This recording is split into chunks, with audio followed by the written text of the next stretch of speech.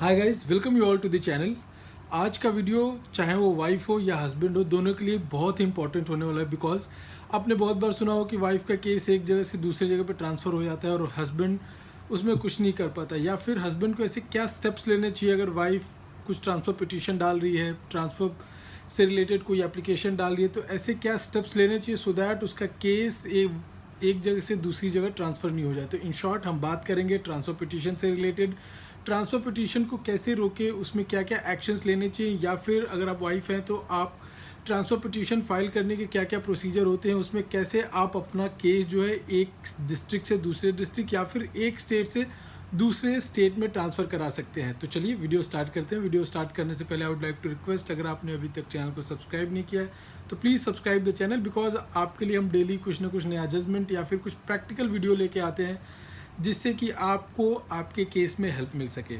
तो अगर हम बात करें मैट्रिमोनियल केसेस की, तो देखिए मैट्रिमोनियल केसेस बहुत सारे लोग फाइल करते हैं, बहुत सारे डिस्ट्रिक्ट में, स्टेट में। अगर वाइफ है, सपोज़ अगर वाइफ है वो मैट्रिमोनियल केस फाइल कर रही है, अगर उसका कुछ प्रॉब्लम होता है आपके घर पे, हस्बैंड के घर पे, तो वो क्या करती है कि अपने पेरेंट्स के घर पे जाके केस फाइल करती है।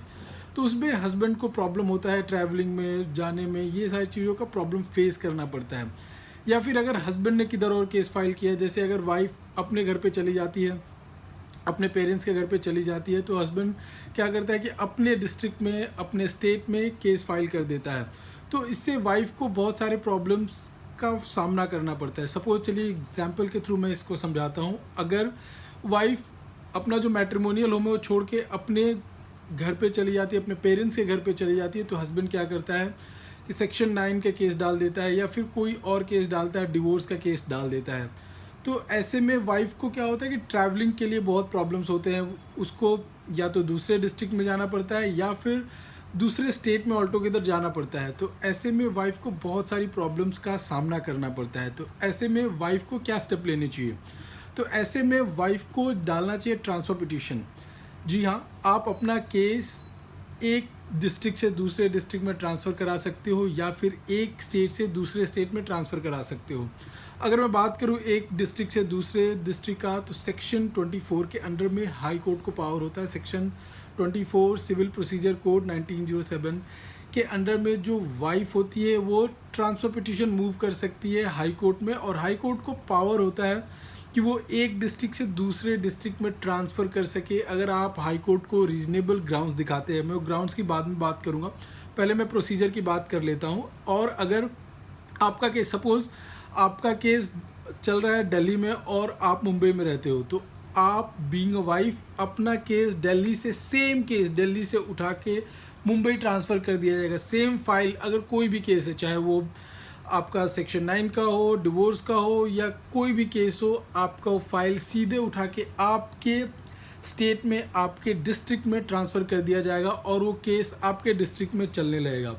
तो ये सुप्रीम कोर्ट को पावर होता है under section 25 civil procedure code. जी हाँ, अगर वाइफ है तो आपको ये प्रिविलेज है कि आप एक डिस्ट्रिक्ट से दूसरे डिस्ट्रिक्ट या एक स्टेट से दूसरे स्टेट में इजीली ट्रांसफ़र करा सकते हैं। बहुत सारे ट्रांसफ़र पिटीशन सुप्रीम कोर्ट में मूव होते हैं, ऑलमोस्ट एवरी डे हज़ारों पिटीशन मूव होते हैं, transfer petition, specially matrimonial cases के। तो इसका बेस क्या होता है सुप्रीम कोर्ट में? इसका बेस ये होता है कि वाइफ को ट्रैवलिंग में प्रॉब्लम होता है। Wife, no matter what, wife कितनी एजुकेटेड है, कितना ट्रैवल किया है, ये बिल्कुल भी कंसर्न नहीं होता सुप्रीम कोर्ट को। इवन मैंने बहुत सारे केसेस में देखा है कि जो हस्बैंड का लॉयर है वो ये प्ली लेते हुए देखा है सुप्रीम कोर्ट में कि जनाब ये तो वेल एजुकेटेड लेडी है, अर्न कर रही है, ये इसने इनफैक्ट पूरा ग्लोब घुमा हुआ, पूरा वर्ल्ड घुमा हुआ है, तो इसको ट्रैवल करने में कोई प्रॉब्लम नहीं होगा। But still supreme court consider करता है कि विमेन है, उसको ट्रैवल करने में प्रॉब्लम होगा, ट्रैवलिंग में टाइम उसका, ट्रैवलिंग में प्रॉब्लम, होटल में बुकिंग में प्रॉब्लम, अगर बच्चा है तो उसको लेके ट्रैवलिंग में प्रॉब्लम। तो बहुत सारी चीज़ें सुप्रीम कोर्ट कंसीडर करता है, मनी भी देखता है। तो ये सारी चीज़ें सुप्रीम कोर्ट कंसीडर करता है। और matrimonial cases mostly 99.9% matrimonial cases में देखा गया है कि ट्रांसफ़र पिटीशन जो होता है वाइफ के फेवर में सुप्रीम कोर्ट ट्रांसफ़र कर देता है और वाइफ के फेवर में जजमेंट दे देता है, वाइफ के फेवर में ऑर्डर दे देता है। यानी एक स्टेट से दूसरे स्टेट में या फिर एक स्टेट से दूसरे स्टेट में ट्रांसफ़र कर देता है। और अगर हाई कोर्ट की बात करें तो एक डिस्ट्रिक्ट से दूसरे डिस्ट्रिक्ट में ट्रांसफ़र कर देता है।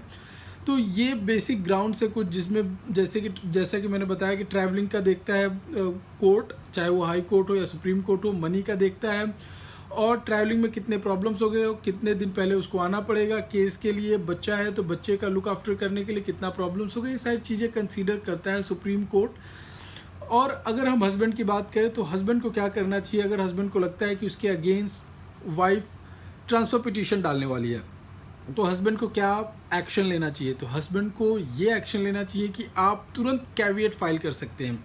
अगर एक डिस्ट्रिक्ट से दूसरे डिस्ट्रिक्ट में आपको लगता है कि वाइफ ट्रांसफ़र करा देगी, तो आपको कैविएट डालना चाहिए हाई कोर्ट में। अगर आपको लगता है कि एक स्टेट से दूसरे स्टेट में ट्रांसफ़र करा देगी आपकी वाइफ, तो आपको कैविएट फाइल करना चाहिए सुप्रीम कोर्ट में। कैविएट क्या होता है, तो कैविएट होता है कि अगर आपने कैविएट एप्लीकेशन डाला, तो जनरली ये होता है कि अगर सपोज वाइफ ट्रांसफ़र पिटीशन डाल रही है, तो आपको सुप्रीम कोर्ट, वो जो सुप्रीम कोर्ट या हाई कोर्ट, इस सिनेरियो में कोई भी कोर्ट हो सकता है, वो कंसर्न कोर्ट आपको इन्फॉर्म करेगा आप कोई भी एक्शन लेने से पहले, ट्रांसफ़र पिटीशन पे एक्शन लेने से पहले, बिकॉज आपने कैविएट डाला हुआ है। कैविएट का पीरियड 90 डेज़ का होता है। 90 डेज़ के बाद कैविएट जो एप्लीकेशन आपने डाला वो एक्सपायर हो जाता है। तो आपको अगर लगता है उसके बाद भी, तो आप 90 डेज़ के बाद अगेन एक कैविएट डाल सकते हैं। तो आपको क्या होता है, अगर वाइफ ने सपोज ट्रांसफ़र पिटीशन डाला, ट्रांसफ़र पिटीशन डालने के बाद ऐसा नहीं कि वो उसमें आपको नोटिस इशू कर देगा, समन्स इशू कर देगा। जनरली यही होता है कि जैसे ही वाइफ ने ट्रांसफ़र पिटीशन डाला तो नोटिस इशू कर देता है, और केस जो है, जो केस का मशीनरी वो मूव करने लगता है। बट इन कैविएट, अगर आपने कैविएट डाला है, तो इस सिनेरियो में क्या होता है कि कोर्ट, कंसर्न कोर्ट आपको इन्फॉर्म करता है बिफोर इशूइंग द नोटिस, आपको इन्फॉर्म करता है कि so and so person has filed this case against you. तो आपके अगेंस्ट ये केस क्यों नहीं फाइल किया जाए, ऐसा करके एक नोटिस आता है आपको। तो आपको, बिकॉज आपने कैविएट डाला, तो ये आपको फ़ायदा होगा। तो आपको अपना पॉइंट ऑफ व्यू रखना होता है, क्यों ट्रांसफ़र नहीं किया जाए, क्या रीज़न्स हैं। अगर कोर्ट को लगता है, तो कैविएट की वजह से कोर्ट को लगता है कि अगर आपके पास सफिशिएंट ग्राउंड है, तो वो पिटीशन भी डिसमिस कर सकता है कोर्ट को इतना पावर होता है। तो आप अगर हस्बैंड है, तो आप कैविएट लगा सकते हैं। अगर आपको लगता है कि वाइफ आपके अगेंस्ट ट्रांसफ़र पिटीशन मूव कर सकती है, तो कैविएट लगाने से ये फ़ायदा होगा कि आपका जो केस है, चांसेस बढ़ जाते हैं कि उसमें ट्रांसफ़र नहीं हो।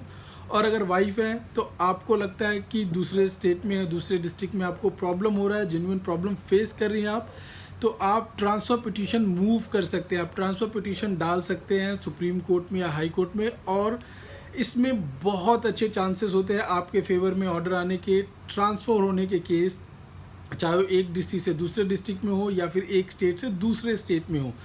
तो आई होप कि ये वीडियो आपको समझ में आया होगा।